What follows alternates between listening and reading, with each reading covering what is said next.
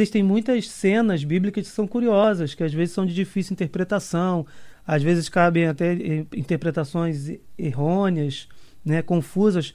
E eu gostaria a gente poderia até fazer isso ao longo de alguns programas, né, tirar a questão, tentar resolver, falar sobre, esclarecer essas cenas bíblicas. Por exemplo, nesse caso de hoje, seria aquela passagem que Jesus, ele tira demônios, né, ele expulsa demônios de algumas pessoas, lança sobre os porcos, e depois esses porcos se precipitam no mar. Uhum. A gente aí, né, tem várias explicações, inclusive plausíveis, elas se encaixam até. O que realmente significa essa cena, né? Porque a gente sabe que Jesus, ele é o Senhor, ele tem autoridade para expulsar os demônios, mas por que ele jogou nos porcos e por que esses porcos como que se precipitaram, né? Se jogaram no mar? Sim, eu acredito. Qual seria a intenção dessa passagem? Eu acredito que não tem uma explicação única para dizer foi isso, porque se fosse assim, eu acredito que o próprio evangelista daria um comentário que encerraria qualquer dúvida. Então, realmente é um desafio da fé ou um momento na história de Jesus presente no meio de nós naquela época, que é para nos interpelar, para nos convidar a refletirmos cada vez mais, né?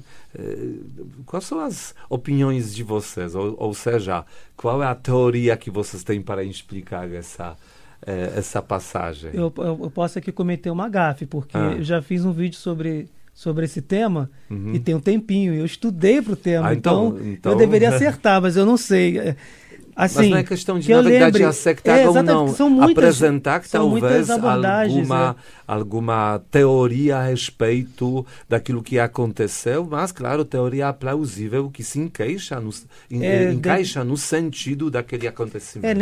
Aqui, na verdade, tudo que acontece nos evangelhos, ela realmente existiu. A gente não pode dizer, aquilo é uma mensagem poética. Jesus, ao multiplicar os pães, e na verdade não multiplicou, na verdade foi ali um ato de fraternidade, cada um deu um pedacinho. A gente não pode interpretar o gênero evangélico dos evangelhos, não cabe uma linguagem figurada, simplesmente muito forte. Mas aqui, pelo que eu lembro, né, eu acho também, é que Jesus realmente expulsou os demônios naquele momento. Ele tem autoridade para isso, então, e tantas outras vezes acontece nos evangelhos. E essa outra parte é para simbolizar o quanto é ruim a presença do mal nas nossas vidas, né? Porque ele lança sobre os porcos, que são animais impuros para a cultura judaica, e eles se precipitaram no mar, que o mar simboliza a confusão. O mar da confusão, aquele mar, quando os pescadores iam ao mar, né? Não sabiam se iriam voltar, era um lugar perigoso, pouco conhecido. Então, mais ou menos isso. A realidade é que Jesus expulsou demônios. Isso não se tira, não foi não é nada figurado. E lançar nos porcos e eles se precipitarem tem mais ou menos essa situação. Não sei se seria por aí. Não, é uma explicação plausível. João, você tem alguma teoria? Eu acho que eu estou com o Marcos, né? Até porque, de certa forma, nós temos que entender a ótica dentro daquele povo que vivia naquele tempo, né? Então, até um simbolismo, como ele expulsou o demônio para os porcos se precipitaram no mar, significa porque o judeu olhava para os animais, para os porcos, dessa forma, como seres impuros. Então, ele tira a impureza do homem para jogar para a impureza de um animal impuro que se precipita no mar e acaba naquela confusão, né? Para eles nem seria tanto o simbolismo, né? Talvez, né? Se encaixaria dentro na hora da de cabeça se falar, dos judeus, né?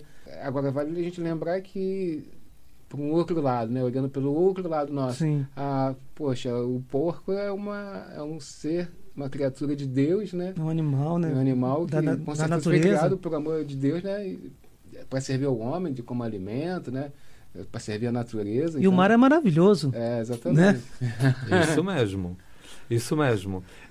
E eu posso dizer que assim, né? Essa passagem também chama a minha atenção, né? E eu morava, quando criança, jovem, na roça.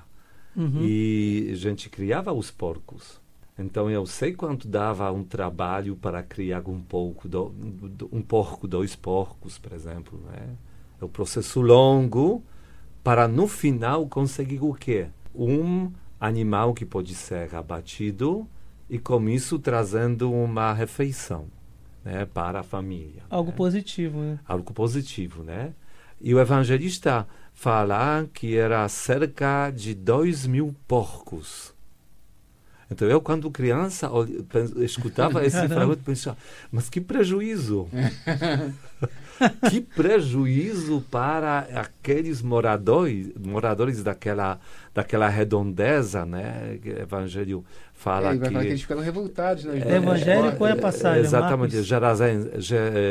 Gerazenos, né? Marcos capítulo 5, né? Uhum. E eles, na verdade, não estavam revoltados, eles estavam assustados.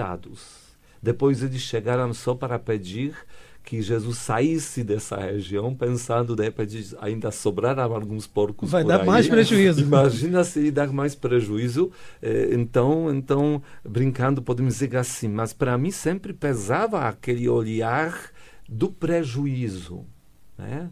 Mas, na verdade, nós precisamos olhar, e é minha interpretação deste fragmento, sobre o preço da liberdade. Quanto que custa a liberdade? A liberdade tem seu preço. Não Quanto está que sob vale a pena pagar para ter a liberdade? não está sob a influência do mal, né? Isso Nesse mesmo. sentido. Que naquele momento, na verdade, aquele homem, eu acho que talvez no outro evangelho se fala dos homens, né? Que foram libertados da influência do mal. Então, na verdade, aqui podemos dizer, Jesus está apresentando uma economia que ela não é economia igual à economia do ser humano. O ser humano calcula de uma maneira diferente. Deus calcula de outra maneira, né? Então, aqui somos convidados a ver que valeu a pena libertar aquele homem, por mais que isso custou o preço de quase 2.000 porcos. Porque não tem dúvida que o que Jesus realizou foi obra boa. Custou muito, mas foi obra boa. É uma ótica diferente, né? Sim. E com isso nós precisamos pensar, né, até sobre o próprio sacrifício que Jesus realiza para libertar todos nós. Faz aqui uma comparação, né? Libertar todos nós, não de uma influência maligna, como naquele caso, que melhoraria a vida do ser humano aqui neste mundo.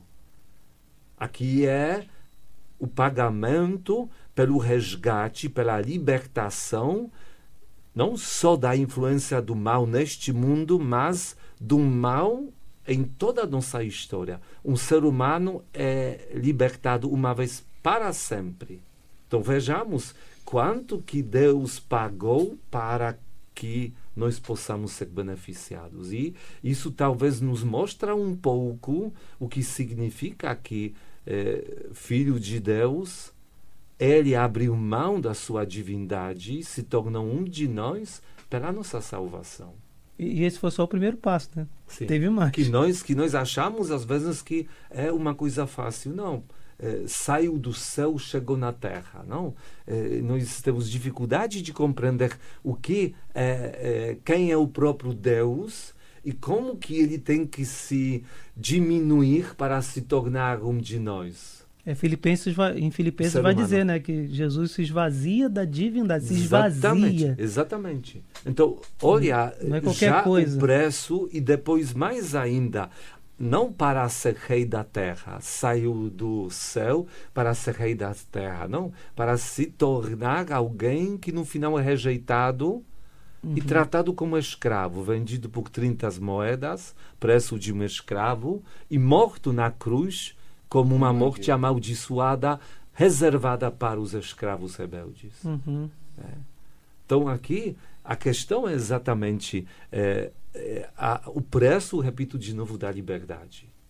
Assim, temos que entender que o mal existe e que nós precisamos valorizar a nossa liberdade. Porque às vezes nós temos a liberdade e nós, com facilidade, perdemos a liberdade em nome de ganhar alguma vantagem, onde exatamente nós nos tornamos escravos. Perdemos a liberdade. Às vezes se fala assim, não, mas eu sou livre, posso fazer o que eu quiser. Ótimo. Então eu posso fazer até o pecado. Sim, você tem dentro da sua liberdade essa possibilidade, mas você de fato está exercendo a liberdade, permitindo que você se torne um escravo, porque o pecado como tal, ele escraviza. Imediatamente, em alguns casos, em outros no longo prazo, porque parece ser muito inofensivo, então a gente entra na boa, na tranquilidade, pensando, não percebo nada, e no final das contas nós perdemos a liberdade, e se este viver o pecado significa se afastar tanto de Deus, nós perdemos a liberdade aquela dos filhos de Deus a qual Ele nos convida na eternidade. O ser humano, escolhendo uma suposta liberdade, se livrando de Deus, está, na verdade, abraçando uma pior das escravidões, né? Que é exatamente a escravidão do pecado, que pode prender o ser humano para sempre. Para sempre, de forma definitiva, é verdade. Como o filho pródigo, né, que foi para longe do pai, né? Sim. É uma imagem, ou talvez até pensando, trazendo talvez mais um exemplo, né? Aquela passagem quando Jesus fala, se tua mão direita te faz pecar, corta. Se seu olho te faz pecar, arranca. A sua perna, o seu pé está te levando a pecar, também corta-o, né? Claro, ele não está falando para que a gente saia se mutilando, né? Mas está mostrando o quanto custa e o quanto deve ser importante a salvação. Exatamente, que preservar a nossa liberdade é um desafio, mas também desafio no qual nós entendemos que estamos guardando um tesouro tão grande que vale a pena até perder o olho, perder a mão, perder o pé. Perder 2.000 porcos. Perder 2.000 porcos, mas não perder a liberdade. Sim. Nós vivemos num mundo no qual todo mundo acha que é livre, né?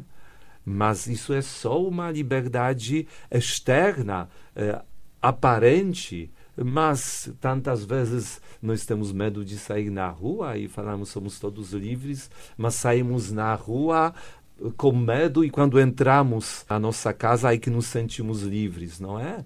Né? Quando viramos a chave do nosso presídio particular, que tem chave por dentro, não por fora, falamos agora eu estou livre, né? Então só é isso, um pontinho, né, que podemos dizer do universo das coisas que querem nos tirar a liberdade, ou estamos tirando de verdade a nossa liberdade. Então, que nós possamos abrir o nosso coração à proposta do próprio Deus, que Ele veio para este mundo para nos libertar.